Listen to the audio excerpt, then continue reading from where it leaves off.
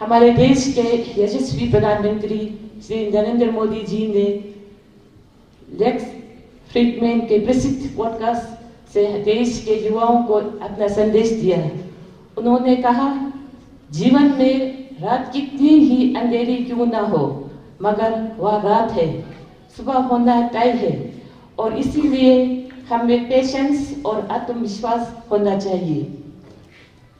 PM युवा game के start addition में आए जितने भी जो पार्टिसिपेंट्स हैं, आप सभी को मैं हार्दिक आप लोगों को मैं बधाई एवं आप सभी को मैं शुभकामनाएं देती हूँ।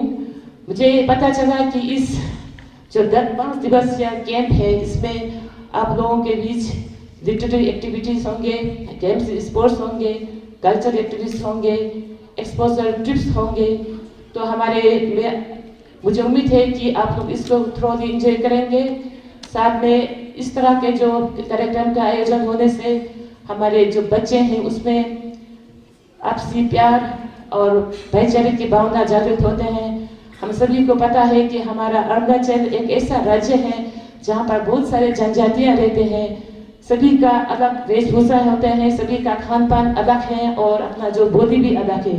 ऐसे में इस तरह का कार्यक्रम के आयोजन करने से जो अलग अलग जो डिस्ट्रिक्ट से आए हुए जितने भी स्टूडेंट्स हैं उन लोगों को एक दूसरे के कल्चर को, एक दूसरे के संस्कृति को जानने की मौका मिलेंगे, समझने की मौका मिलेंगे।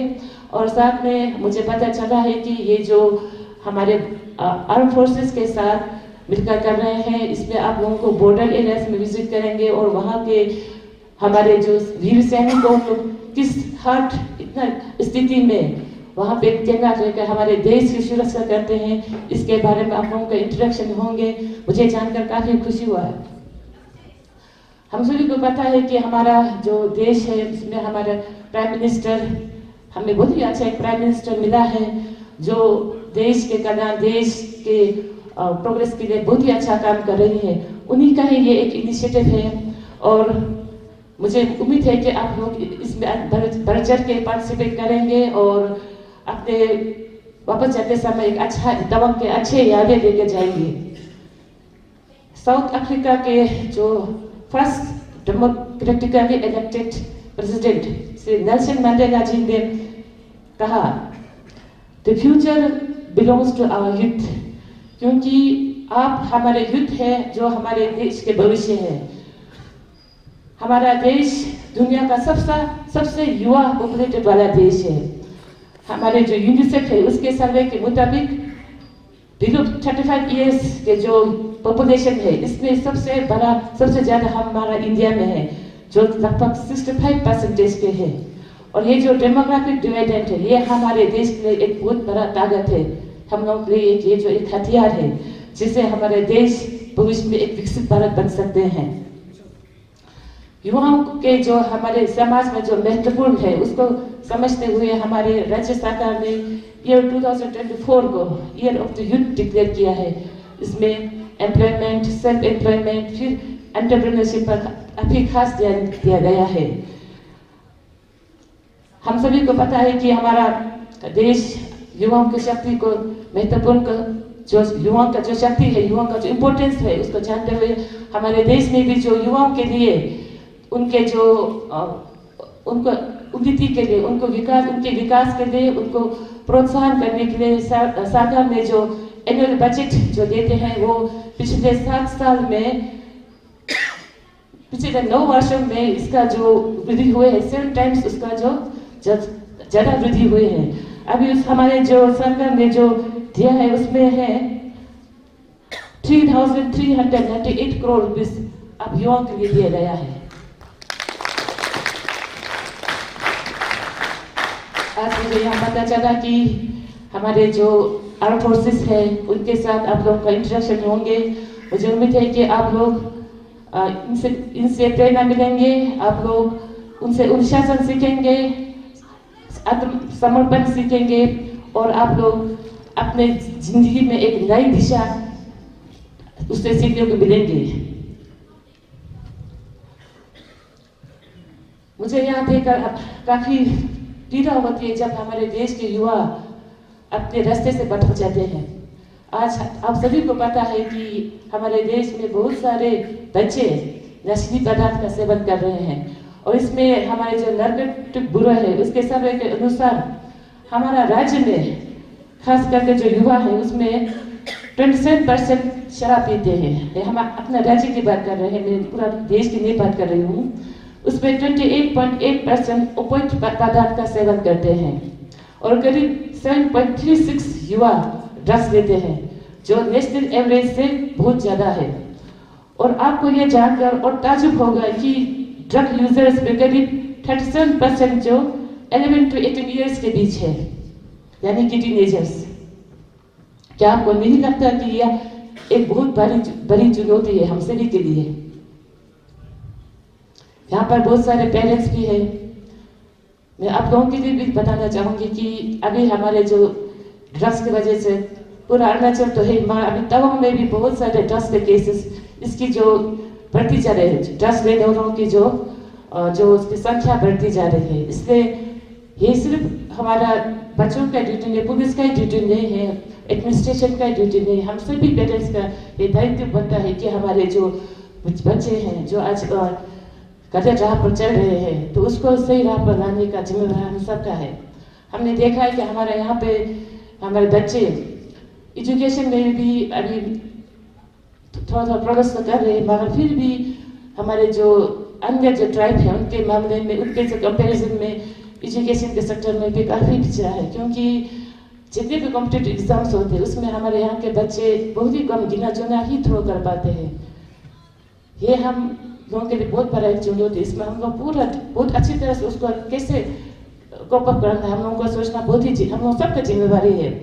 अभी हमारे बच्चे के साथ साथ अब पेरेंट्स लोग भी, हमारे मन पर पेरेंट्स लोग क्या करते हैं कि बच्चे पढ़ रहे हैं कि नहीं पढ़ रहे, वो क्या कर रहे हैं, सिर्फ स्कूल भेज देते हैं, कॉलेज भेज देते हैं, मगर उनके पीछे वो अच्छी तरह पढ़ाई कर रहे हैं कि नहीं कर रहे, वो कहीं ड्रग्स तो नहीं ले रहे, कहीं वो बुरी संगत में तो नहीं फंसा है। ऐसे ही वे भी था हम ध्यान कम ही देता है। Kata pam na mana pocho, buzuna tondo, higrip ten American zigada na mancho. Tes buzuna ज़्यादा मुल्क tondo बुझी देंगे तो, और पढ़े जैसे बच्चा डिग्री करके आ जाएंगे, उन लोगों को थोड़ा मौका नहीं देते प्रिपरेशन का, डायरेक्ट सर्टिफिकेट लेके आ जाते। अभी मेरा बेटा ने ग्रेजुएशन कर लिया, बेटी ने ग्रेजुएशन कर लिया, MA कर लिया, अभी इसके लिए जॉब दो, तो अभी तो जॉब नहीं दे सकता। आपको APCS और APSS भी वो करना पड़ेगा, आप एग्जाम फेस करना पड़ेगा। बोलते नहीं एक लेबर सीट हो जाएगा।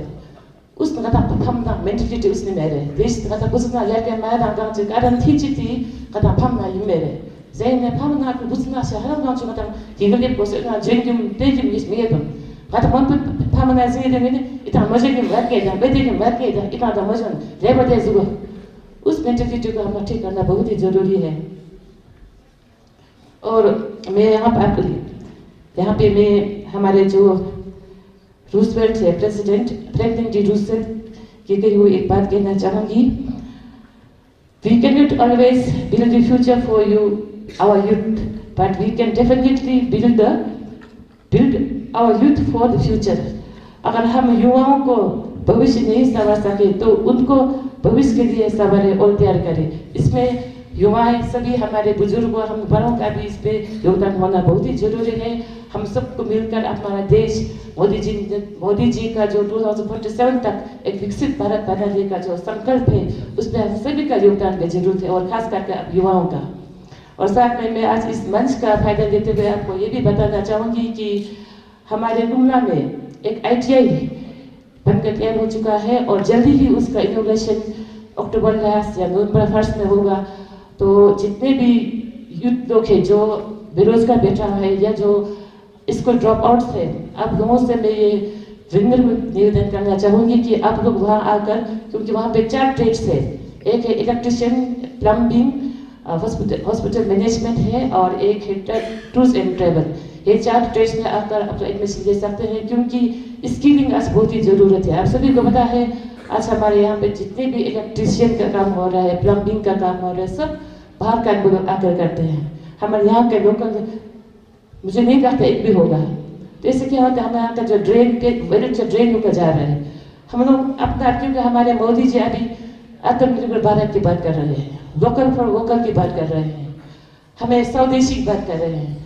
हमें अपने स्वदेशी प्रोडक्ट का इस्तेमाल करना है। हमारे जो लोकली अवेलेबल जो हमें यहाँ पे जो बनता है उसी का इस्तेमाल करना है।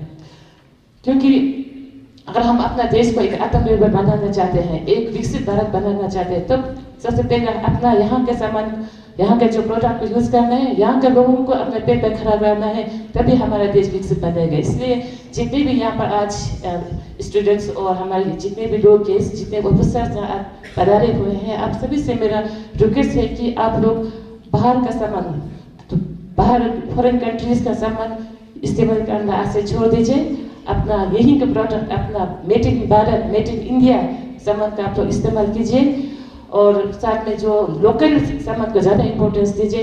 वहाँ हमारे प्राइम मिनिस्टर जी ये भी बात बता रहे थे कि जो ब्रांड बाहर का ब्रांड हो, मगर उसको अगर इंडिया में बनाना है, इंडिया में उसका मैन्युफैक्चर यूनिट है, जैसे आईफोन, तो वो जो फिर हम यूज़ कर सकते हैं। और साथ में हमारे 22 सितंबर को हमारे देश के यशस्वी प्रधानमंत्री ईटानगर पधारे थे, आप सभी को पता है। उस वहीं से हमारा जो जीएसटी, जो एक बहुत बड़ा, एक पहले गवर्नमेंट के लिए बहुत ही बड़ा एक टैक्स था, जीएसटी टैक्स, उससे हम लोगों को छुटकारा भी मिला है। क्योंकि टैक्स में जीएसटी टैक्स में भी कटौती हुई है, आप सभी को शायद पता होगा। अभी पहले जो 12% हुआ करता था, वो जो अभी 5% में रिड्यूस हुआ है। और जितने भी इसेंशियल कमोडिटीज है सब 5% में है। और जो आप स्टूडेंट्स के लिए भी जो स्टेशनरीज है वो टैक्स फ्री कर दिया है, वो मुफ्त कर दिया है। तो ये हम लोगों के लिए एक बहुत बड़ा सौगात है। ये हमारे जो लोअर मिडिल क्लास और जो गरीबों के लिए प्राइम मिनिस्टर नरेंद्र मोदी जी का ये सौगात है। इसके लिए मैं पूरे अरुणाचल वासियों की ओर से, खास करके तमाम वासियों की ओर से हमारे देश के प्रधानमंत्री जी को मैं दिल से धन्यवाद देना चाहूँगी।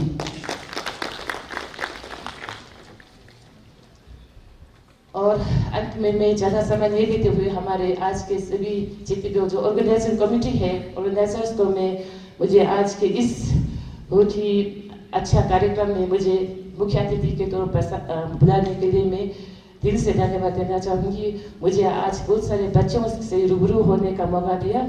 बहुत बहुत धन्यवाद। जय हिंद, जय अरुणाचल।